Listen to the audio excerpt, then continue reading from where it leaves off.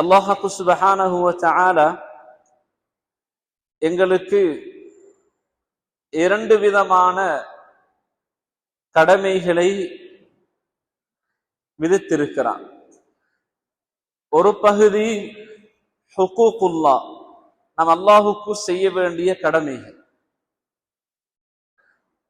அந்த கடமையை பொறுத்த மட்டில் நாம் அதனை நிறைவேற்றினால் அல்லாஹு தஆலா அதற்குரிய கூலிகளை தருவார். அதனை நிறைவேற்றாத போது, அதில் தவறு செய்கின்ற போது அல்லாஹு தஆலா நாடினால் எங்களை மன்னிப்பான், நாடினால் தண்டிப்பான்.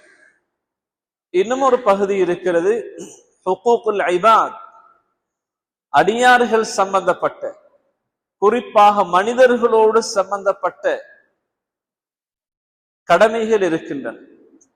அவற்றில் குறைபாடு செய்கின்ற பொழுது, அதில் நாம் ஏதாவது தவறுகள் செய்கின்ற பொழுது, யாருக்கு அந்த தவறை அநியாயத்தை செய்தோமோ அவர் மன்னிக்கும் வரைக்கும் அல்லாஹு தஆலா மன்னிக்கவே மாட்டார்.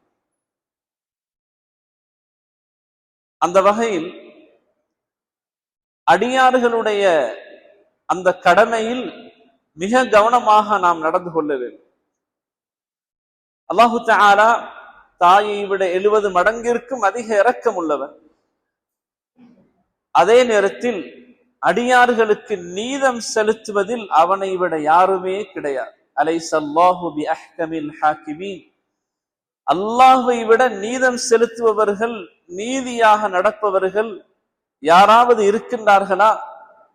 இல்லை, அல்லாஹ் மட்டும்தான் இருக்கிறான். எனவே அடியார்களுடைய விஷயத்தில் அவர் நீதி செலுத்துகின்ற பொழுது மிக கடுமையாக அல்லாஹு தஆலா அதில் நீதம் செலுத்துவான் என்பதில் எந்த விதமான சந்தேகமும் கிடையாது.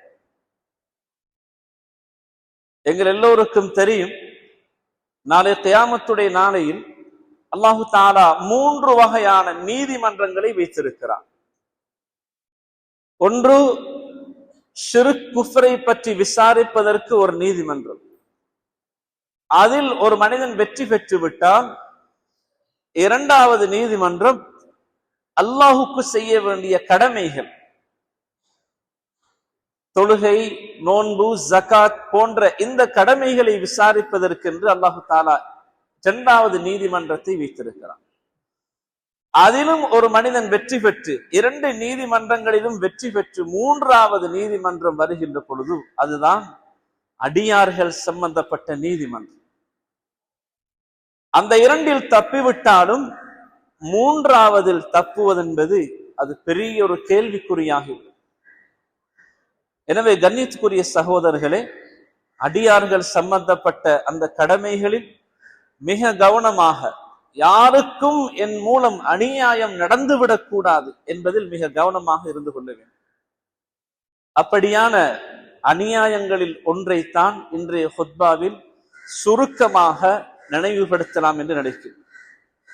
கண்ணியத்துக்குரிய சகோதரர்களே, அதில் மிக முக்கியமான ஒன்றுதான் தத்தப்புஉ அவ்ராத்தின் நாஸ், மனிதர்களுடைய குறைகளை துருவி துருவி ஆராய்ந்து பேசுவது அல்லது ஆராய்வது, இதுவே ஒரு வேலையாக கொண்டிருப்பது சம்பந்தமான அந்த பாவத்தை பற்றி குர்ஆன் ஹதீஸ் எப்படி பேசுகிறது என்பதை சுருக்கமாக நாம் நினைவுபடுத்துகிறோம். கண்ணியத்துக்குரிய சகோதரர்களே, மனிதர்களை பொறுத்த மட்டில் ஸல்லல்லாஹு அலைஹி வஸல்லம் அவர்கள் பொதுவாகவே சொல்லிவிட்டார்கள், குல்லு பனி ஆதம ஹத்தா, எல்லா மனிதர்களும் யாராக இருந்தாலும் சரி, எல்லா மனிதர்களும் தவறு செய்யக்கூடியவர்கள். ஹத்தா என்ற வார்த்தைக்கு அரபு படித்த உலமாக்களிடம் கேட்டு பார்த்தால் தெரியும், அதிகம் தவறு செய்யக்கூடியவர். ஹாத்தி என்று வருகின்ற பொழுது சாதாரணமாக தவறு செய்யக்கூடிய, ஹத்தா என்ற வார்த்தையை நபி அவர்கள் பாவித்திருக்கிறார்கள். ஏனென்றால் மனிதன் அதிகம் தவறு செய்யக்கூடியவர். எனவே தவறு இழைப்பது, பிழை செய்வதில் இருந்து யாருமே விதிவிலக்கானவர்கள் அல்ல.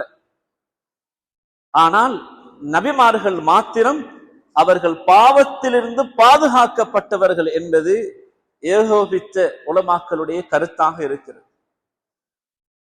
இந்த தவறு செய்கின்ற மனிதர்களில்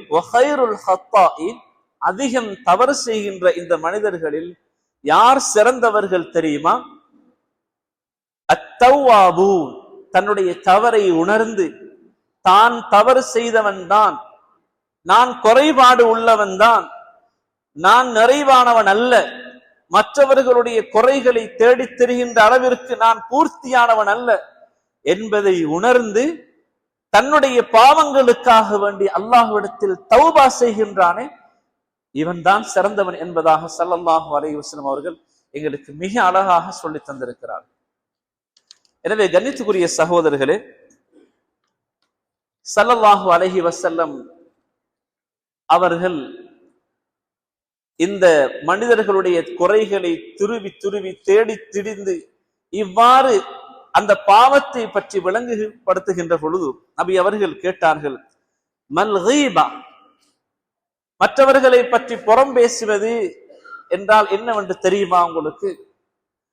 சொல்லிவிட்டு சொன்னார்கள், ذِكْرُكَ أَخَاكَ بِمَا يَكْرَهُ, ஒரு அடியான், ஒரு சகோதரன், அவன் வெறுப்பதை நீங்கள் பேசுவதுதான் அது புறமாக இருக்கிறது என்பதாக நபி அவர்கள் சொன்னார். அப்பொழுது ஸல்லல்லாஹு அலைஹி வஸல்லம் அவர்களிடத்தில் கேட்கப்பட்டது, அவர் செய்கின்ற தவறு அவரிடத்தில் இருந்தாலுமா? நபி அவர்கள் சொன்னார்கள், நீ சொல்வது அவரிடத்தில் இருந்தால், நீ சொல்லுகின்ற குறை அவர் செய்திருந்தால் அதுதான் புறம் பேசுவது. நீ சொல்லுகின்ற தவறு அவரிடத்தில் இல்லை என்றால் அது அவதூறு என்பதாக நபி அவர்கள் விளங்கப்படுத்தினார். சகோதரர்களே, எங்களுடைய இந்த காலத்தில் ஒருத்தரை பற்றிய தவறான செய்தியை பரப்புவது விரல் நுனியில் தரப்பட்டிருக்கிறது. மிக இலகுவாக பல லட்சக்கணக்கான பல்லாயிரக்கணக்கான மக்கள் ஒருவருடைய குறையை படிப்பதற்கு வாசிப்பதற்குரிய அவ்வளவு வசதிகள் இருக்கின்றன. தன்னுடைய ஹேண்ட்போனில் ஒருத்தரை பற்றிய தவறான செய்தியை, அவர் செய்த தவறாக இருக்கலாம் அல்லது அவர் செய்யாத ஒரு அவதூறாக இருக்கலாம், அதனை நாங்கள் எங்களுடைய ஹேண்ட்போன் மூலமாக பரப்புகின்ற பொழுது, சமூக வலைத்தளங்கள் மூலமாக பரப்புகின்ற பொழுது, யாரெல்லாம் அந்த சமூக வலைத்தளங்களில் படிக்கின்றார்களோ அத்தனை பேரோடும் நாங்கள் புறம் பேசியதாக பதிவு செய்யப்படும். சகோதரர்களே, விரல் நுனியில் நாங்கள் பெரும் பாவத்தை செய்கிறோம். கண்ணியத்துக்குரிய சகோதரர்களே, மற்றவர்களுடைய குறைகளை தேடுவது, அதனை படிப்பது, பரப்புவது இதெல்லாம் பயங்கரமான பாவம், பயங்கரமான பாவம். ஸல்லல்லாஹு அலைஹி வஸல்லம் அவர்கள் சொன்னார்கள், அல் கீபத்து அஷத்து மினஸ் ஸினா, விபச்சாரம் செய்வதை விடவும் பெரும் பாவம் தான் புறம் பேசுவது. எனவே ஒரு மனிதனுடைய குறைகள் எங்களுக்கு தேவை கிடையாது. எல்லோரும் குறை உள்ளவர்கள். எங்களுடைய குறைகளை நாங்களே பார்த்து நாங்கள் திருத்திக் கொள்ள வேண்டும். கண்ணியத்துக்குரிய சகோதரர்களே, ஸல்லல்லாஹு அலைஹி வஸல்லம் அவர்கள் இன்னும் ஒரு ஹதீஸிலே சொன்னார்கள், யா மஅஷர மன் ஆமன பிலிசானிஹி வலம் யத்குலில் ஈமானு கல்பஹ், தன்னுடைய உள்ளத்தில் ஈமான் இல்லாத, நாவளவில் தான் ஒரு முஸ்லிம், தான் ஒரு முஃமின் என்று பேசுகின்ற கூட்டமே சொன்னார்கள், லா தக்தாபுல் முஸ்லிமீன், முஸ்லிம்களை பற்றி நீங்கள் குறை பேசி தெரியாதீர்கள், முஸ்லிம்களை பற்றி நீங்கள் புறம் பேசி தெரியாதீர்கள். வலா தத்தபிஉ அவ்ராத்திஹிம், அவர்களுடைய குறைகளை தேடி தெரியாதீர்கள். சிலர்களுக்கு விடிந்தாலே அதுதான் தொழில், விடிந்தாலே அதுதான் தொழில், தூங்கும் வரைக்கும் அதைத்தான் தேடுவேன். தான் ஒரு புதிய தகவலை, ஒரு புதிய செய்தியை தன்னுடைய ஹேண்ட்போன் மூலமாக, தன்னுடைய அக்கவுண்ட் மூலமாக மற்றவர்களுக்கு வேகமாக பரப்பிவிட வேண்டும் என்ற ஆவலோடு சிலர்கள் இப்படியான பாவத்திலும் மாட்டிக்கொள்கிறார். கண்ணியத்துக்குரிய சகோதரர்களே, உண்மையாக இருந்தால் கூட நாங்கள் அதனை பரப்பக்கூடாது. பரப்பினால் அது புறம் பேசியதாக மாறிவிடும். அவர் செய்யாததாக இருந்தால் அது அவதூறாக மாறிவிடும். சொன்னார்கள் ஸல்லல்லாஹு அலைஹி வஸல்லம், யார் மற்றவர்களுடைய குறைகளை துருவி துருவி ஆராய்ந்து பரப்பி இந்த மாதிரி மோசமான வேலைகள் ஈடுபடுகின்றார்களோ, அல்லாஹு தஆலா அவருடைய வீட்டில் அவரை வைத்தே அல்லாஹு தஆலா கேவலப்படுத்துவார். அவரை அங்குமிங்கும் கேவலப்படுத்த வேண்டிய அவசியம் கிடையாது. அவருடைய வீட்டின் 4 சுவர்களுக்குள் இருக்கின்ற பொழுதே அல்லாஹு தஆலா அவரை கேவலப்படுத்தி விடுவார். எனவே கண்ணியத்துக்குரிய சகோதரர்களே, நாங்கள் குறை உள்ளவர்கள், யாரும் நிறை உள்ளவர்கள் அல்ல. எனவே எங்களுடைய குறைகளை நாங்கள் பார்த்து பார்த்து திருத்திக் கொள்ள வேண்டும். கண்ணாடி, நாங்க ஒவ்வொருத்தரும் கண்ணாடியில் முகம் பார்க்கிறோம். அந்த கண்ணாடி எங்களுக்கு சொல்லித் தருகின்ற ஒரு பாடம் என்ன தெரியுமா? உன்னிலே இன்னென்ன குறைகள் இருக்கின்றன, உன்னை நீ திருத்திக் கொள் என்பது அந்த கண்ணாடி எங்களுக்கு சொல்லித் தருகின்ற ஒரு பாடம். அதனால் தான் ஸல்லல்லாஹு அலைஹி வஸல்லம் அவர்கள் எங்களுக்கு இன்னும் ஒரு ஹதீஸிலே சொன்னார்கள், அல் முஃமினு மிர்ஆத்துல் முஃமின், ஒரு முஃமின் இன்னும் ஒரு முஃமினுக்கு கண்ணாடி என்றார். எனவே ஒரு முஃமின் மற்ற முஃமினிடத்தில் இருக்கக்கூடிய நல்ல செயலை பார்த்து தன்னிடத்தில் அந்த நல்ல செயலை எடுத்துக்கொள்ள வேண்டும்.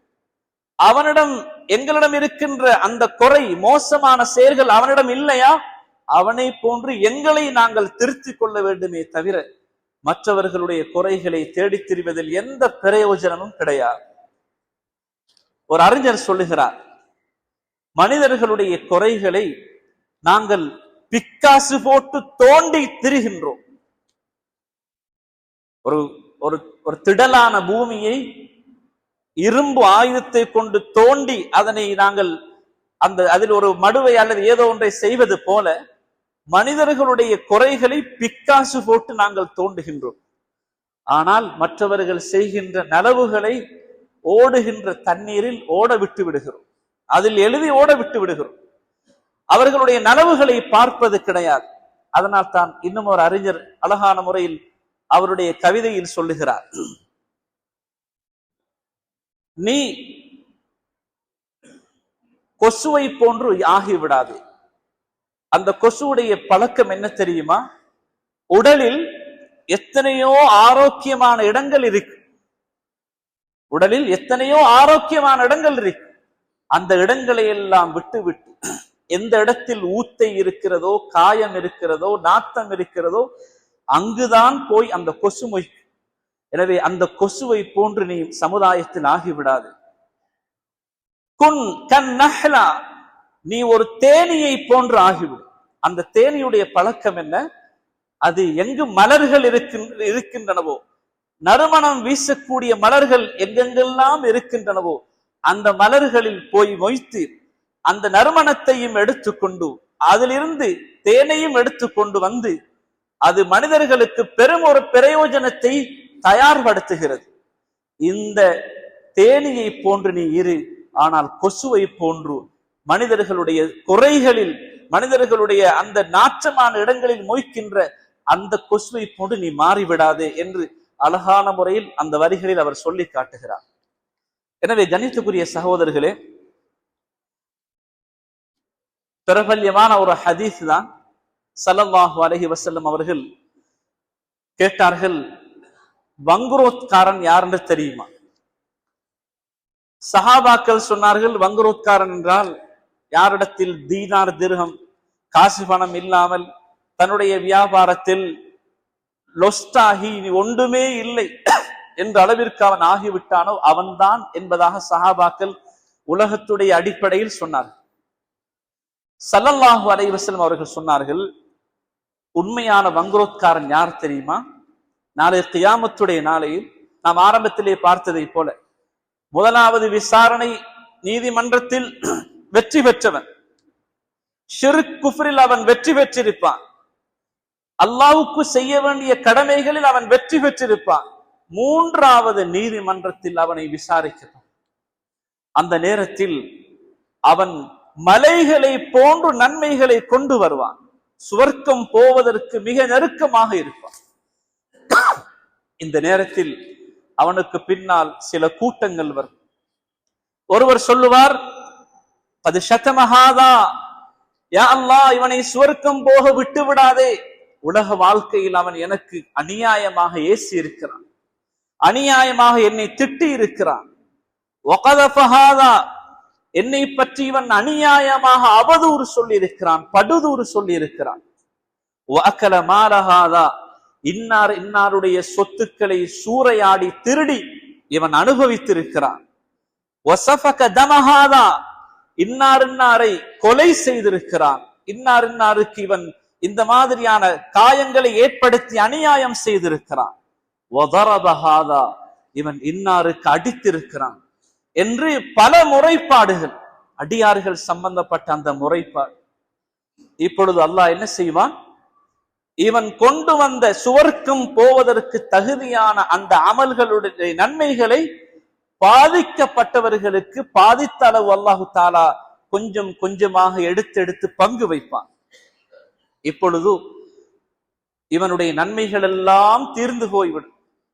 ஆனால் இவனால் பாதிக்கப்பட்டவர்கள் இன்னும் நின்று கொண்டிருப்பார்கள். இப்பொழுது என்ன செய்வான் அல்லாஹ், யாரெல்லாம் பாதிக்கப்பட்டார்களோ அவர்களுடைய பாவங்களை அல்லாஹு தாலா அவர்கள் பாதிக்கப்பட்ட அளவுக்கு எடுத்து இவனுக்கு அல்லாஹு தாலா கொடுப்பான். சகோதரர்களே, இந்த சந்தர்ப்பம் இருக்கிறது மிக பயங்கரமான ஒரு சந்தர்ப்பம். ஏன் தெரியுமா, அந்த அநியாயம் செய்தவன் உலகத்தினுடைய வாழ்க்கையில் ஷிர்க் குஃப்ர் செய்திருக்க மாட்டான், அல்லது செய்திருந்தாலும் பாவ மன்னிப்பு கேட்டிருப்பான் உலகத்திலேயே. அதே நேரத்தில் தொழுகை, ஜகாத்து, ஹஜ்ஜி போன்ற எல்லா அமல்களும் அழகான முறையில் செய்திருப்பான். ஆனால் தன்னுடைய வாழ்க்கையில் மதுபானம் அல்லது போதை பொருள் பாவித்திருக்க மாட்டான், அல்லது கொலை செய்திருக்க மாட்டான், அல்லது விபச்சாரத்தில் ஈடுபட்டிருக்க மாட்டான், அல்லது வட்டி கொடுக்கல் வாங்கலில் ஈடுபட்டிருக்க மாட்டான். ஆனால் இவனிடத்தில் பங்கு வைப்பதற்கு நன்மை ஏதும் கிடையாது. இப்பொழுது அல்லாஹ் என்ன செய்வான், பாதிக்கப்பட்டவர்களுடைய பாவங்களை அல்லாஹு தாலா இவனுக்கு கொடுப்பான். அந்த பாதிக்கப்பட்டவர்கள் சொல்லப்பட்ட இவ்வளவு பாவங்களும் செய்திருக்கலாம், விபச்சாரத்தில் ஈடுபட்டிருக்கலாம், வட்டி கொடுக்கல் வாங்கலில் ஈடுபட்டிருக்கலாம், கொலை பாவங்களில் ஈடுபட்டிருக்கலாம். இவன் உலகத்தில் செய்யாத பாவங்களை எல்லாம் சுமக்கின்ற ஒரு சந்தர்ப்பம். எவ்வளவு பயங்கரமான ஒரு சந்தர்ப்பம்!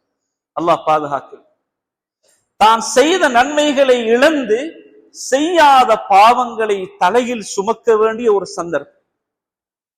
ஸல்லல்லாஹு அலைஹி வஸல்லம் அவர்கள் இறுதியாக சொன்னார்கள், சும்ம துரிஹ ஃபின்னார், இவன் நரகத்தில் தூக்கி எறியப்படுவார். அல்லாஹ் பாதுகாக்க வேண்டும். எனவே கண்ணியத்துக்குரிய சகோதரர்களே, அடியார்கள் சம்பந்தப்பட்ட விஷயத்தில் மிக கவனமாக இருந்து கொள்ள வேண்டும். எங்களுடைய மனைவியாக இருக்கலாம், எங்களுடைய பிள்ளைகளாக இருக்கலாம், எங்களுடைய தாய் தந்தை உறவுகளாக இருக்கலாம், எங்களுக்கு கீழே வேலை செய்கின்றவர்களாக இருக்கலாம். அவர்களுடைய சம்பளத்தில் அல்லது அவர்களுடைய வேலை வாங்குகின்ற அளவு சம்பளத்தை விட அதிகமாக இவ்வாறு எந்த முறையில் நாம் அநியாயம் செய்திருக்கின்றோமோ அந்த அளவுக்கு அவர்களுடைய பாவங்களை இவன் சுமக்க வேண்டியவர். எவ்வளவு பயங்கரமான ஒரு சந்தர்ப்பம்! அல்லாஹ் பாதுகாக்க வேண்டும். இந்த மூன்றாவது நீதிமன்றத்தில் அவன் தோற்று போய் நரகத்தில் தூக்கி வீசப்பட வேண்டிய ஒரு நிலைமை. எனவே கண்ணியத்துக்குரிய சகோதரர்களே, மற்றவர்களை பற்றிய குறைகள் எங்களுக்கு தேவை கிடையாது, மற்றவர்களுடைய அவதூறுகள் எங்களுக்கு தேவை கிடையாது, மற்றவர்களுக்கு அநியாயம் செய்து தான் இந்த உலகத்தில் நல்ல முறையில் வாழ வேண்டும், தன்னுடைய கௌரவத்தை பாதுகாத்துக் கொள்ள வேண்டும் என்ற தேவை எதுவுமே கிடையாது. கண்ணியத்துக்குரிய சகோதரர்களே, ஒரு இபாதத் செய்த ஒரு வணக்கசாலியான ஒரு பெண், அந்த பெண் வாய் பேசாத ஒரு பூனையை கட்டி போட்டு அந்த பூனையை அது சுயமாக மேய விடவும் இல்லை, அதற்கு சாப்பாடு கொடுக்கவும் இல்லை. அந்த பூனைக்கு அநியாயம் செய்ததனால் அல்லாஹு தாலா நரகத்தில் தூக்கி போட்டான் என்றால், எல்லா படைப்பினங்களிலும் சிறந்த படைப்பு தான் மனிதன். இந்த மனிதனுக்கு அநியாயம் செய்துவிட்டு தப்ப முடியுமா? அதே நேரத்தில் ஒரு விபச்சாரியான ஒரு பெண், ஆகவும் அடிமட்டம் நஜீஸ் என்று சொல்லப்பட்ட ஒரு பிராணி நாய், தாகித்த நாய்க்கு நீர் புகட்டியதனால், அந்த நாய்க்கு நீர் இரக்கம் காட்டியதனால், அந்த இரக்க குணத்தை பார்த்து அல்லாஹு தாலா அந்த பெண்ணின் மீது இரக்கம் காட்டி அவளுடைய பாவத்தை மன்னித்து அல்லாஹு தாலா சுவர்க்கம் அளித்திருக்கின்றார்.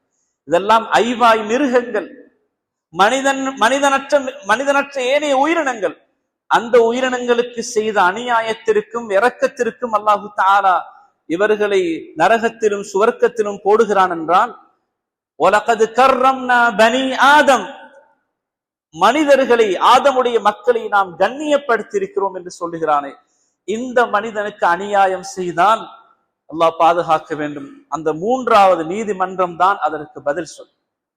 எனவே கண்ணியத்துக்குரிய சகோதரர்களே, மிக கவனமாக நடந்து கொள்ள வேண்டும்.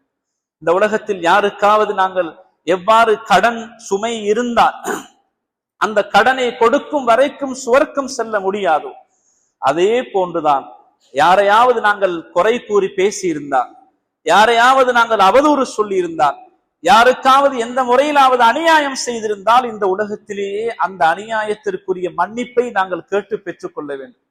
இல்லாவிட்டால் அல்லாஹ் பாதுகாக்க வேண்டும். அந்த மூன்றாவது நீதிமன்றம் அதில் தப்ப முடியாது. அந்த அடியான் மன்னிக்கவும் மாட்டான். ஒவ்வொரு அடியானும் தனக்கு ஒரு நன்மை இருந்தால் எவ்வளவு நன்றாக இருக்கும், இன்னும் ஒரு நன்மை கூடுதலாக சேர்ந்தால் எவ்வளவு நன்றாக இருக்கும் என்று அவன் கடும் ஆசை வைக்கக்கூடிய, எதிர்பார்க்கக்கூடிய அந்த நாள், தன்னுடைய தாயை விட்டு விரண்டோடக்கூடிய நாள், தன்னுடைய தாய் ஒரு நன்மையை கேட்டு விடுவாளோ, தன்னுடைய தந்தை ஒரு நன்மையை கேட்டு விடுவாளோ என்று ஓடக்கூடிய ஒரு நாள். அந்த நாளில் அநியாயம் செய்தவனை, பாதிக்கப்பட்டவன் விடுவானா? நிச்சயமாக நடக்க. எனவே கண்ணியத்துக்குரிய சகோதரர்களே, மிக கவனமாக இருக்க வேண்டும். அல்லாஹ் தஆலா குர்ஆனில் சொல்லி காட்டுகிறான், வனதஉல் மவாஸீனல் கிஸ்த லியௌமில் கியாமா, கியாமத்துடைய அந்த நாளையில் நீதம் என்ற அந்த தராசை நாங்கள் நிறுவுவோம் என்பதாக அல்லாஹ் தஆலா குர்ஆனில் சொல்லி காட்டுகிறான். ஒரு சஹாபி ஸல்லல்லாஹு அலைஹி வஸல்லம் அவர்களிடத்தில் வந்து கேட்டார், யா ரசூலல்லாஹ், நான் என்னுடைய அடிமைகளை நான் சாட்டையால் அடிக்க செய்கிறேன், அதே போன்று எனக்கு கீழுள்ளவர்களுக்கும் சில போது நான் தண்டிக்கவும் செய்கிறேன், இது சரியா என்று கேட்ட பொழுது ஸல்லல்லாஹு அலைஹி வஸல்லம் அவர்கள் இந்த ஆயத்தை தான் நபி அவர்கள் அந்த சஹாபிக்கு ஓதி காட்டினார்கள். அதற்கு பின்னால் அந்த சஹாபி ரலியல்லாஹு அன்ஹு அவர்கள் தான் யாருக்கும் அடிப்பதே கிடையாது, அடிக்க மாட்டேன் என்ற அந்த உறுதியை எடுத்துக்கொண்டார். எனவே கண்ணியத்துக்குரிய சகோதரர்களே, நாம் அடியார்கள் சம்பந்தப்பட்ட அந்த கடமையில் மிக கவனமாக இருந்து கொள்ள வேண்டும். எங்களுடைய மனைவிக்கு செய்ய வேண்டிய கடமைகள், எங்களுடைய பிள்ளைகளுக்கு செய்ய வேண்டிய கடமைகள், எங்களுடைய உறவுகளுக்கு செய்ய வேண்டிய கடமைகள், அக்கம் பக்கத்தில் உள்ளவர்கள், எங்களுக்கு கீழுள்ளவர்கள் எல்லோரோடும் மிக கவனமாக நடந்து கொள்ள வேண்டும். வருகின்ற காலம் அரசியல் காலம். அது உள்ளூராட்சி தேர்தலாக இருக்கலாம், மாகாண தேர்தலாக இருக்கலாம், மாவட்ட தேர்தலாக இருக்கலாம், ஜனாதிபதி தேர்தலாக இருக்கலாம். எந்த தேர்தலாக இருந்தாலும் சரி, இந்த தேர்தலை பயன்படுத்தியே ஒரு சாரார் இருக்கிறார்கள் மற்றவர்களை பற்றி குறைகளை பரப்பி திரிவது. வாட்ஸ்அப்பில், பேஸ்புக், இப்படி சமூக வலைத்தளங்களில் எங்கேயாவது தேடி தேடி ஒருத்தரை பற்றி குறை பேசுவது. எந்த அளவுக்கு என்றால், அந்நிய சமூகம் சொல்லுகிறார்கள், முஸ்லிம்கள் தான் முஸ்லிம்களை பற்றி குறைகளை வெளியே விடுகிறார்கள் என்று மற்றவர்கள் குறை சொல்லுகின்ற அளவுக்கு நம்முடைய சமுதாயம் இருந்து கொண்டிருக்கிறார். எனவே கண்ணியத்துக்குரிய சகோதரர்களே, இந்த அரசியல் காலத்தை பயன்படுத்தி மற்றவர்களுடைய குறைகளை நாங்கள் தேடி துருவி ஆராயவும் கூடாது, மற்றவர்களுடைய குறைகளை பேசவும் கூடாது. சிலர்கள் என்ன செய்கிறார்கள், அவ்வாறான பேச்சுக்களை பேசுவதற்கு பள்ளி வாயலை கூட பயன்படுத்துகிறார். பரலான தொழுகையை தொழுது முடிந்து விட்டால் சுன்னத்தான தொழுகை கிடையாது. அங்கு ஒரு வாசலில் இருந்து கொண்டு அல்லது ஏதோ ஒரு தூண்ல ஒரு பகுதியில சாஞ்சிருந்து கொண்டு இந்த குறைகளைத்தான் பேசிக் கொண்டிருக்கிறார். சகோதரர்களே, பள்ளி வாயல் என்பது அது அல்லாஹுவை வணங்கப்படக்கூடிய இடம். அது இந்த புறம் பேசுவதற்கு அது எந்த இடமாக இருந்தாலும் சரி, அது பொதுவாக புறம் பேசுவது, மற்றவர்களுடைய குறைகளை துருவி ஆராய்வது, இது எல்லாமே எங்களுக்கு தடை செய்யப்பட்டிருக்கிறது. புறம் பேசுவதற்கென்று சில இடங்கள் மட்டும்தான் எங்களுக்கு மார்க்கம் அனுமதித்திருக்கிறது. அதனை உலமாக்கள் பட்டியலிடுகின்ற பொழுது, ஒருவர் அநியாயம் செய்யப்பட்டிருக்கிறார், தன்னுடைய அநியாயத்தை ஒரு பொறுப்பு வாய்ந்த அதிகாரியிடத்தில், இன்னார் இன்ன பெயருடையவர், இன்னிடத்தில் இருக்கக்கூடியவர் எனக்கு இப்படியான அநியாயம் எல்லாம் செய்கிறார் என்று அவரை பற்றி குறை சொல்லலாம். இரண்டாவது, ஒருவருடைய தவறை திருத்துவதற்காக அவருக்கு பொறுப்பான ஒரு வாலிபர் எடுத்துக்கொள்ளலாம், அல்லது ஒரு பெண்ணை எடுத்துக்கொள்ளலாம். ஒருவர் ஒரு பாவத்தில் ஈடுபடுகிறார் என்றால், யாரிடத்தில் சொன்னால் இவரை திருத்த முடியுமோ, யாரிடத்தில் சொன்னால் இவர்களை பொறுப்பேற்று அவர்களை கவனிப்பார்களோ அவர்களிடம் மட்டும் இவர்களுடைய குறைகளை பேசிக் கொள்ளலாம். இன்னார் இன்னென்ன பாவத்தை செய்கிறார்கள், நீங்கள் தான் அதற்கு பொறுப்புதாரி, நீங்கள் ஒரு தந்தையாக இருக்கின்றீர்கள் அல்லது ஒரு மூத்த சகோதரனாக இருக்கிறீர்கள் என்ற அந்த ஒரு பொறுப்புதாரி இடத்தில் சென்று அவரை திருத்துவதற்காக அவரை பற்றி குறை பேசலாம். அதுவும் அந்த குறை பேசுகின்ற அந்த சந்தர்ப்பம் முறையிடுகின்ற போதுதான். அது தொடர்ச்சியாக வைத்துக் கொள்ளக்கூடாது, தொடர்ந்து அதே பேசிக் கொண்டிருக்க கூடாது. மூன்றாவதாக, ஒருவரிடம், அதாவது ஒரு அறிஞரிடம், இஸ்லாமிய அறிஞரிடம், ஒரு ஆலிமிடம் ஃபத்வா கேட்பதற்காக வேண்டி குறை சொல்லி ஃபத்வா கேட்கலாம். உதாரணமாக ஸல்லல்லாஹு அலைஹி வஸல்லம் அவர்களுடைய காலத்தில் நடந்த ஒரு சம்பவம் தான். ஸல்லல்லாஹு அலைஹி வஸல்லம் அவர்களிடத்தில் அபூ சுஃப்யான் அவர்களுடைய மனைவி சென்று, யா ரசூலல்லாஹ், என்னுடைய கணவர் எனக்கு சரியான முறையில் செலவு தருகின்றார் இல்லை, நான் என்ன செய்து கொள்ள வேண்டும், அவரிடத்தில் அனுமதி இல்லாமல் அவருடைய பணத்தை எடுக்கலாமா என்று தன்னுடைய கணவனின் குறையை ஒரு ஃபத்வாவுக்காக வேண்டி நபியிடத்தில் சொல்லுகிறார். கணவனுடைய குறைதான். நபி அவர்கள் சொன்னார்கள், தேவையான அளவுக்கு நீ எடுத்துக்கொள், உனக்கு தேவைப்பட்ட அளவு மட்டும் எடுத்துக்கொள் என்பதாக ஸல்லல்லாஹு அலைஹி வஸல்லம் அவர்கள் சொல்லி அனுப்பினார். இவ்வாறு ஒரு ஃபத்வாவுக்காக வேண்டி ஒருவருடைய குறையை நாங்கள் அந்த இடத்தில் பேசலாம். அதே போன்று இன்னும் ஒரு சந்தர்ப்பம் தான், ஒருவரை பற்றி ஒருவரை சமுதாயத்தை விட்டும் பாதுகாக்க வேண்டும், ஒருவருடைய தவறிலிருந்து சமுதாயத்தை பாதுகாக்க வேண்டும் என்கின்ற வருகின்ற பொழுது அந்த இடத்தில் அடையாளப்படுத்தி அவரை விட்டும் சமுதாயத்தை பாதுகாக்கலாம். உதாரணமாக ஹதீஸினுடைய கலைகளில் நாங்கள் பார்க்கின்றோம், ஒரு ஹதீஸை அறிவிக்கின்ற பொழுது அந்த ஹதீஸை யார் அறிவித்தார், நபி ஸல்லல்லாஹு அலைஹி வஸல்லம் அவர்களிடத்திலிருந்து எந்த சஹாபி கேட்டார், அவரிடத்திலிருந்து எந்த தாபிஈ கேட்டார், அவரிடத்திலிருந்து எந்த தபஉ தாபிஈ கேட்டார், அதுக்கு பிறகு யார், இவர் எப்படியானவர், இவரில் ஏதாவது குறைபாடுகள் இருக்கிறதா, இவர் பொய் சொல்லக்கூடியவரா, இவர் பேணுதலானவரா, இட்டு கட்டக்கூடிய அந்த சுபாவத்தில் உள்ளவரா என்று அந்த மக்களை பாதுகாப்பதற்காக வேண்டி அந்த அறிவிப்பாளர் வரிசை ஆராய்கின்ற ஒரு முறை இருக்கிறது. அதற்காக இப்படியான மனித சமுதாயத்தை பாதுகாப்பதற்காக சில குறைகளை நாங்கள் பேசிக்கொள்ளலாம். இவ்வாறு இறுதியாக ஒருவரை மோசமான ஒரு பட்ட பெயர் சொல்லி சமுதாயத்தில் அழைக்கிறார், அறிமுகப்படுத்த வேண்டிய தேவையும் இருக்கிறது. அதனை சொன்னால்தான் விளங்கும் என்ற ஒரு நிலைமை வந்தால் மட்டும் அந்த இடத்தில் அதனை சொல்லலாமே தவிர மற்றும்படி எந்த விதமான அனுமதியும் கிடையாது. இந்த சொல்லப்பட்ட சில இடங்களை தவிர, சந்தர்ப்பங்களை தவிர மற்ற இடங்களில் நாங்கள் குறை பேசக்கூடாது. எனவே கண்ணியத்துக்குரிய சகோதரர்களே, மற்றவர்களுடைய குறைகளை நாங்கள் ஆராயவும் கூடாது, அவைகளை பார்க்கவும் கூடாது, தேவையும் கிடையாது. எங்களுடைய குறைகளை பார்த்து நாம் அல்லாஹ்விடத்தில் துஆ கேட்க வேண்டும், யா அல்லாஹ், என்னுடைய குறையை மட்டும் எனக்கு காட்டி, மற்றவர்களுடைய குறையை எனக்கு காட்டாதே என்று அல்லாஹ்விடத்தில் நாங்கள் அதிகமாக துஆ கேட்க வேண்டும். ஸல்லல்லாஹு அலைஹி வஸல்லம் அவர்களும் சொல்லுவார்கள், என்னிடத்தில் யாரை பற்றியும் தப்பான முறையில் வந்து முறையிடாதீர்கள், நான் எல்லோரையும் நல்லெண்ணத்தோடு பார்க்க வேண்டும் என்று ஸல்லல்லாஹு அலைஹி வஸல்லம் அவர்கள் சஹாபாக்களிடத்தில் வேண்டிக் கொள்வார்கள். எனவே கண்ணியத்துக்குரிய சகோதரர்களே, நாங்கள் மிக கவனமாக இருந்து கொள்ள வேண்டும். புறம் பேசுவதை கேட்பது, அதற்கு உதவியாக இருப்பது, இதுவெல்லாமே சம அளவான பாவமாக இருக்கிறது. எனவே இந்த பாவத்திலிருந்து எங்களை பாதுகாத்துக் கொள்ள வேண்டும். இல்லாவிட்டால் செய்யாத பாவத்தை எல்லாம் சுமக்க வேண்டிய ஒரு மிக மோசமான ஒரு கட்டம் ஒன்று வந்து சேர்ந்துவிடும். எனவே மிக கவனமாக நாம் வாழுவோம். எல்லாம் வல்ல அல்லாஹ் சுப்ஹானஹு வ தஆலா அவனுடைய கடமைகளையும் நிறைவேற்றி, அதே போன்று அடியார்கள் சம்பந்தப்பட்ட அந்த கடமைகளையும் நிறைவேற்றிய நல்லடியார் கூட்டத்தில் எங்கள் அனைவரையும் சேர்த்தருள்வானாக. யா அல்லாஹ், எங்களுடைய பாவங்கள் அனைத்தையும் மன்னித்தருள்வாயாக. யா அல்லாஹ், எங்களுடைய பெற்றோர்களுடைய பாவங்கள் அனைத்தையும் மன்னித்தருள்வாயாக.